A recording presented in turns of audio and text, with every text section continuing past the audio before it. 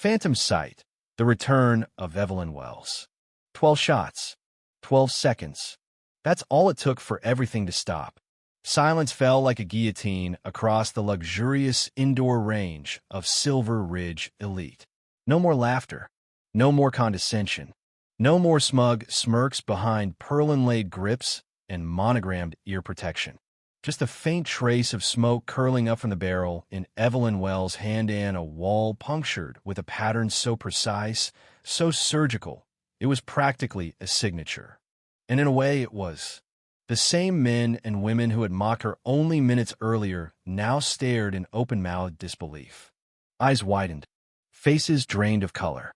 One even dropped his designer pistol. They had no idea that the woman they laughed at, dismissed as a frumpy nobody in an outlet store cardigan and old tennis shoes, was once the most feared name in the shadows of covert operations. The only sniper ever dubbed Phantom Sight. Until now. 7 years of hiding. Of playing small. Of letting the world forget who she was. But the past has a way of circling back.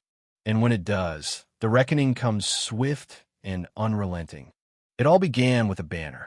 It read, Grand Opening Silver Ridge Elite Precision Center. Beneath it, flanked by chrome glass doors, stood the country's newest shrine to tactical elitism. An exclusive shooting range for CEOs, trust fund heirs, and politicians' children who fancied themselves warriors when holding a weapon with their initials engraved on the side. Evelyn adjusted her simple gray cardigan, her hand brushing against the worn strap of her thrift store handbag as she stepped through the entrance. Everything screamed wealth.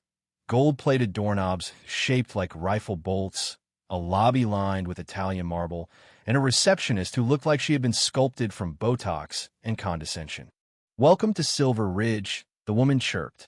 "Do you have an appointment?" Evelyn caught the swift up-down glance. Her discount sneakers were an offense in this temple of luxury. The receptionist's tone suggested Evelyn had mistaken the place for a post office. "I'm here to register for the advanced marksmanship class," Evelyn said, sliding her credit card forward. That raised brows. Literal ones. The receptionist's arch reached skyward like they were trying to escape her face. In the lounge behind her, 2 men in tailored suits stifled laughter. One leaned over and whispered something into the other's ear. The taller man, silver at the temples and reeking of wealth and old power, laughed harder. Evelyn knew his name. Jackson Blackthorne, owner of Silver Ridge Elite and more than a dozen unrelated businesses that, in truth, formed one of the deepest, darkest webs in the international arms trade. Evelyn had connected the dots for years. Waiting, watching, planning. "Ma'am," the receptionist said slowly, like Evelyn had trouble with English. "Our advanced class is reserved for shooters with considerable experience. Perhaps you'd be more comfortable in the introductory." "She'll be fine." Blackthorne had approached without warning, the scent of cologne and arrogance announcing him before his voice did. "Is there a problem, Vanessa?" he asked smoothly, eyes fixed on Evelyn with that brand of charm reserved for people you don't think matter. "No problem," Evelyn replied calmly. "Just signing up for your advanced class." Blackthorne tilted his head, amused. "It's a challenging course, Miss Wells." Evelyn Wells. He studied her face. No flicker of recognition, just as she'd hoped. Her records were buried deep in people who owed her favors, or feared her. "Well then," he said, lips curling, "we'll see you tomorrow at 10. Vanessa will set you up." As he turned, she heard him murmur to his associate, "This should be hilarious."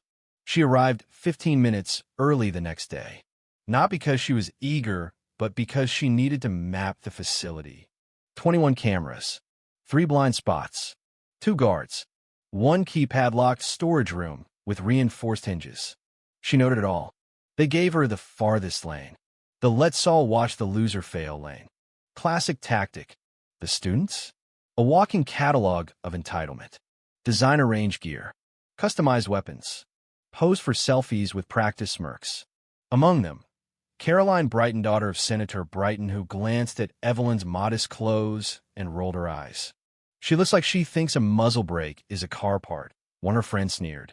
Evelyn didn't react. She hadn't in years. She hadn't needed to react since the day she disappeared. That day, long ago, when the name Phantom Sight vanished from every known database. When she buried her rifle, burned her uniforms, and learned to fake accounting credentials. But some skills don't die. They just sleep. The first day, she pretended to struggle, held the weapon wrong, let her shots go wide. "Oh, sweetie," the instructor, Caleb Mercer, said kindly. "Firm grip. There'll be kickback." She feigned a timid nod. He frowned, because when she checked the chamber, her movement was too smooth, too natural, but he let it go. That night, Evelyn opened the drawer at home. Inside, a faded photograph. Daniel, smiling in uniform. Her husband, her anchor, her ghost. 7 years ago, he died in training. But Evelyn had found the truth. He'd uncovered a secret, a connection between falsified military intel and illegal arms deals. Before he could go public, his parachute malfunctioned. Evelyn had been the scapegoat, blamed for a botched mission, court-martialed in all but name, discharged with nothing but whispers. The intel had been fake. The mission had never been about insurgents. There were civilians in that building, and when she hesitated, when she asked too many questions, they turned on her. The man behind cover-up? The one Daniel had warned her about? Jackson Blackthorne. He was the thread that connected everything. She remembered Daniel's last letter. "You were Phantom Sight before you were my wife. The world might need her again." And now the world did. For weeks, she kept up the act. The bumbling shooter, the forgettable woman. While behind the scenes, she planted surveillance bugs, intercepted shipments, and built her case. She befriended a young shooter named Ryan Burke, a working-class kid with raw talent and a heart full of fire. They trained together after hours, Evelyn offering quiet tips. What she didn't know yet was that Caleb Mercer had been watching. He had known Phantom Sight, never met her, but heard stories. And now, watching Evelyn correct Ryan's stance with impossible precision, he started to remember. "You're not who you pretend to be," he said one evening. "I'm just an accountant from Spokane," Evelyn replied with a smile. But the mask was slipping, and Mercer wasn't buying it. Then came the invitation. A competition. Public. Press invited. Special guests in attendance. It was a distraction and a cover. Blackthorne had organized the event to finalize a weapons deal. Missiles, untraceable, unregistered, undetectable.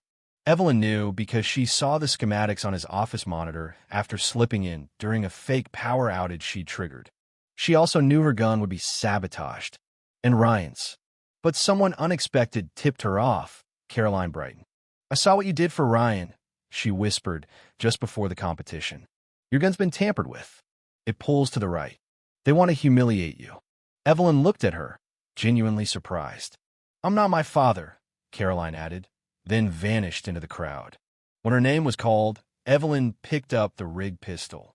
It was heavier, off balance. She knew it instantly.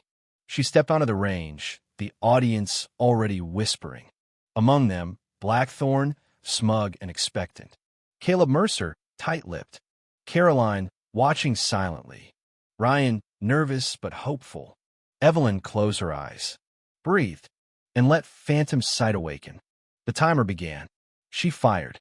12 shots. 12 seconds. Each one a correction. Each one a statement.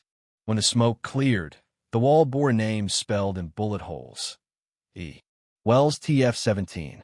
The crowd was silent. Then chaos.